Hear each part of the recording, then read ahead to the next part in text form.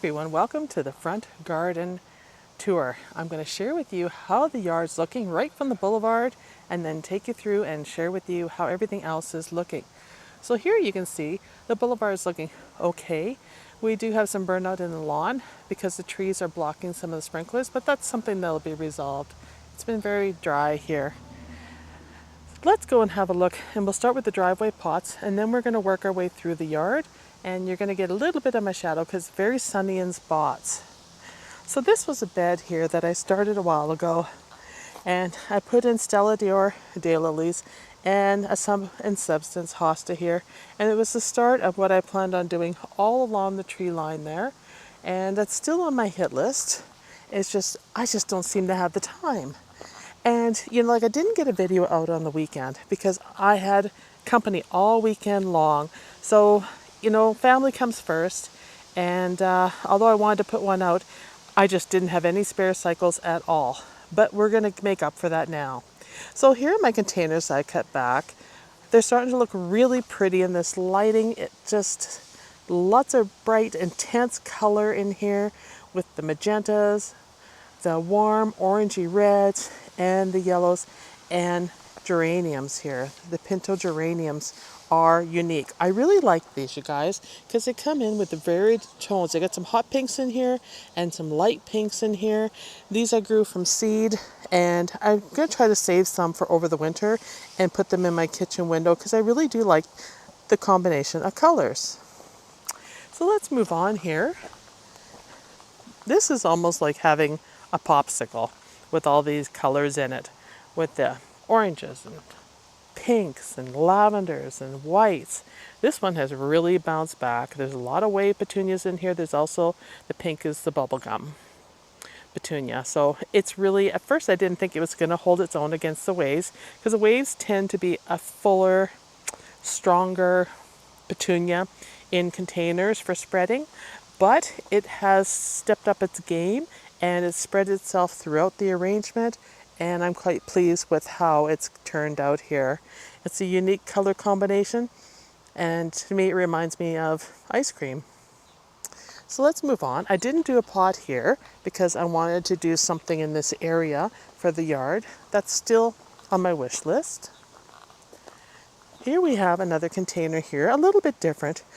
I tend to like to have all my containers a little different so you don't see the same thing, and I can share with you different color combos, so if you see something you like, then you can give it a go. So once again, these are all waves in here. Even the pink is a wave, and the denim wave petunias and white, and the magenta, which I think is perfect for containers, but not so much for in a flower bed because it tends to crawl more rather than bush up. And then finally this container, which I really feel I made probably a couple mistakes on it.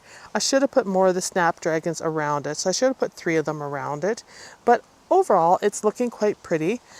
The snapdragons match the petunias so well here. I mean, they just bounce off of each other. So I think next year that would be a great way to go. And once again, we have the geranium here, and this is actually the lavender geranium. To me, it's not lavender though, it's pink. It's not the pinto because it's not the multicolored of pink. So this is what is lavender. So anyhow, live and learn. Let's move on. I'm just going to scan the garden so you kind of see how things are looking all the way around here.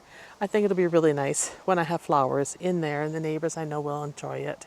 But lawn's looking good. Rob's done a lot of work on the lawn. There's not many weeds in it, maybe a handful. Really, really hard on it because we had thistle in it and a few things because we had pasture all around us and it was blowing in. Here are the petunias that I cut back, the wave petunias. They're starting to bounce back. I would not plant these again in the ground. I would put them in containers. The color is gorgeous enough. Like the magenta is striking. So there's nothing wrong with the color. It's just the way they spread. So I'll be working on them, feeding them, and then they'll spread out to cover this area where we're putting in the new sidewalk. There's always projects going on here, and that takes me away from weeding and all those things at the garden. So bear with me on it. Here's the front step. Lots of color happening here. The canna lilies shooting up again, and I cut them all back hard. So we're just starting to bounce back now. Here are the yarrows. Now these are interesting. These here are the yarrows I grew from seed. So you can see here the colors. This is more of a lavender. It's starting to fade out to a white, a shade of pink, and a magenta. They didn't look like much when I first put them in the ground, but yarrows really reliable. So they have picked up their game, and I am liking the size of them and the height here around the sidewalk. I think it's pretty, and I need to put something in front. I just haven't decided what would be nice along the edge of the lawn, but we'll figure something out. And of course, I moved some of my lemon sedum here, lemon jade sedum here. And then we have some more yarrows, and then I've cut all the lilies down here. You see I hide my fertilizer here when the plants are big, and my water jug. And everything's been cut back in this area. And I'm going to revamp this area again. I know I'm never happy with this area. Window boxes are still doing well. They've been cut back, so they're bouncing back now. And finally, you guys, finally, my coleus are showing up. They survived this area because they were so protected. But you can see here the colors that are in here, and they're finally bouncing back. So 2 more weeks, they should be a lot higher and framing this window box nicely, which is what they were supposed to do. But boy, it was a tough year for coleus. And now you can see I have phlox in here, which are just finishing up, and I had to water because we've had such a heat wave. Everything's kind of been getting, it's kind of heat stressed and drying out. So I'm having to be on top of my game watering, which has been a bit of a challenge. And then you were with me when I planted the hydrangea that I had to cut back hard, the Incredible. So you can see it here. So I've been soaking it good, so it should start sprouting out. And I think I'm going to take the honeysuckle out here and take the trellis out, and then let this Incredible take over to provide color in here. We have an iris that's getting ready to bloom. We'll see what color it is. I'm anxious to see because would be one of the rebloomers. And then the window boxes again. And then here we have the corbels, which has survived very nicely in my yard, even with our weather. I did add 3 different ones in here, but I am going to move them and put the other ones in here that are the same.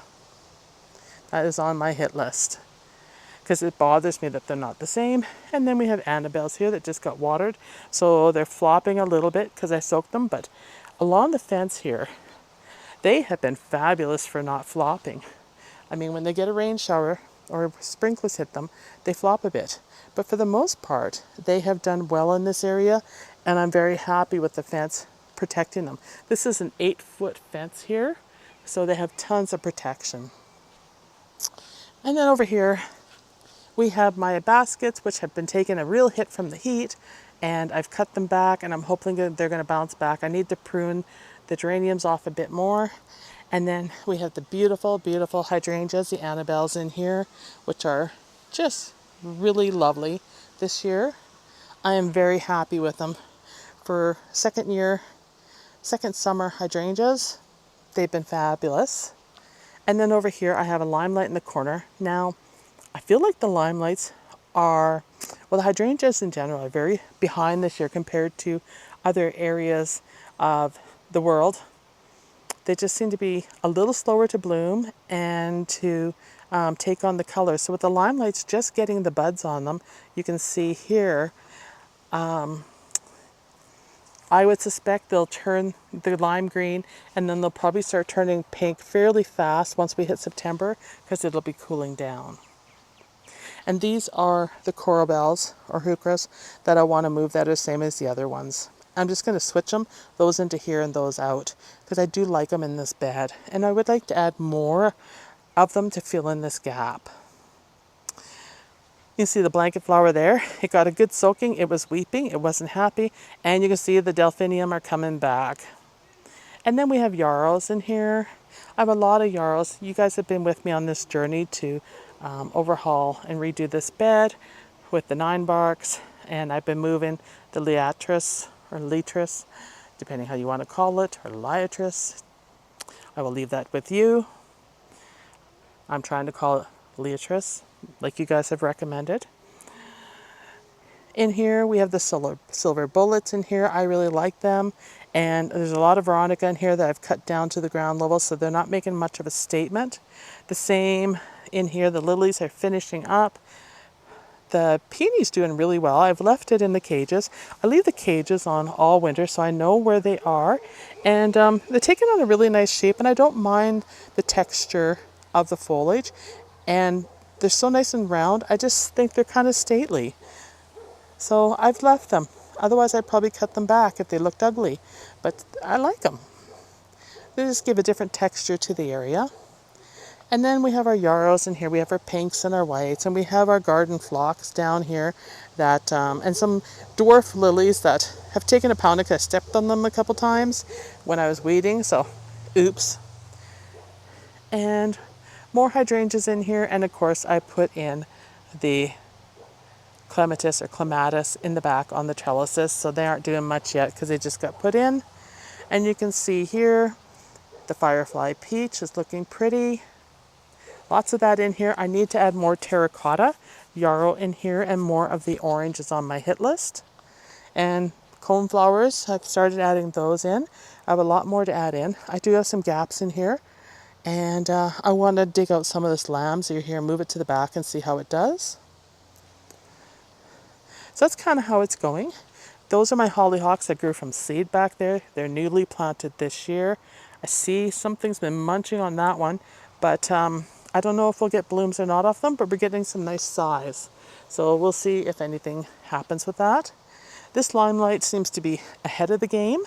We've got some nice color here. I love the chartreuse green, and I think once the firefly peach gets going, it'll be a nice combo there when it thickens up. And the dwarf Alberta spruce doing great. And then we have our sedums in here that I split. And you can see they almost blend in with the bugleweed in here. It's quite entertaining to watch how the colors kind of blend. You just get this sea of dark mass of color here, and I kind of like it. I mean, if you look at the hydrangea with the bugleweed, it's a really nice contrast. So I want more of this dark bugleweed in here. It seems the more sun it gets, the darker it is, and it's a nice contrast with their blooms. Lilies are finishing up here. Another clematis at the back here, and Annabelle's. And then we have lilies.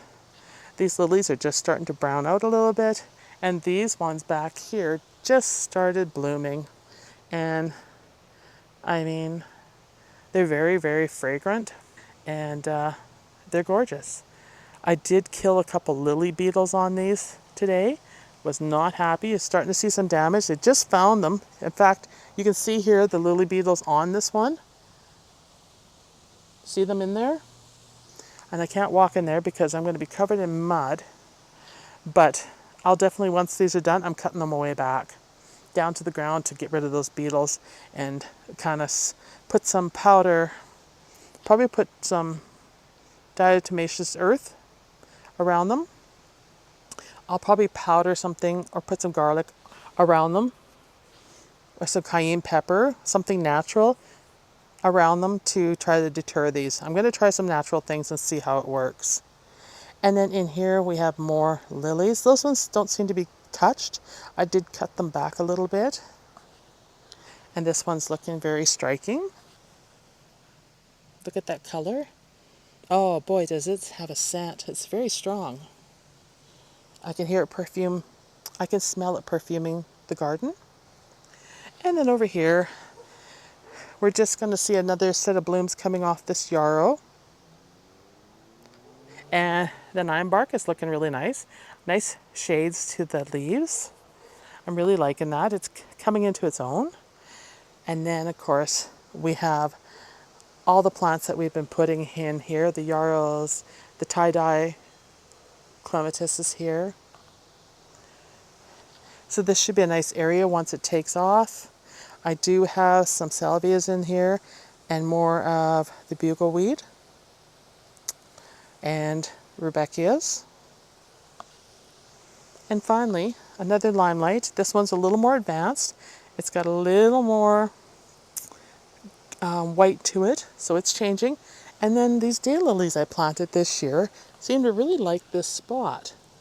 And they're quite striking. They have a little bit of a white stripe in there. And then we have the potentillas in here, which are kind of bogged down with the water. And then the barberries at the back for color. And they look really pretty with water on the petals because they're variegated. And then you see that those droplets. And it makes them really stand out with all the brown mulch. It's a nice contrast. I figure when they get some height on them, they'll look great with the yellow. And then of course we have our variegated irises in here that I put in. So overall, the front garden is looking really good. I have spent so much time out here compared to the back garden. It's been a real work in progress, and I'll be glad when I get more color in front of the house and along the beds, and I keep expanding the flower beds. The only problem with that is the more I expand, the harder it is for me to keep up because I am one person trying to manage these beds and work full time and everything, and it is really kicking my butt this year to keep up. So I just want to share that with you. So it's not that I don't want to put out more videos, it's just I am strapped for time to do everything right now. So maybe next year I'll have a better, more consistent routine going. But for now, I'm going to share with you the good stuff in the garden, my successes and my failures, and hopefully you will enjoy my videos. And for those of you that are new to the channel or have been watching and haven't subscribed, please subscribe. I really appreciate it. It helps give me some momentum to keep the videos going. Things are really slow in August, I find, on YouTube. I notice most of the channels are taking a hit for subscribers. People aren't watching. I suspect people are on vacations, preparing for kids to go back to school and things. So I'd appreciate a like and a subscribe from you, and stick with me. I'm going to have more content coming. So thank you for watching, and I'll see you in the next video. Bye, everybody.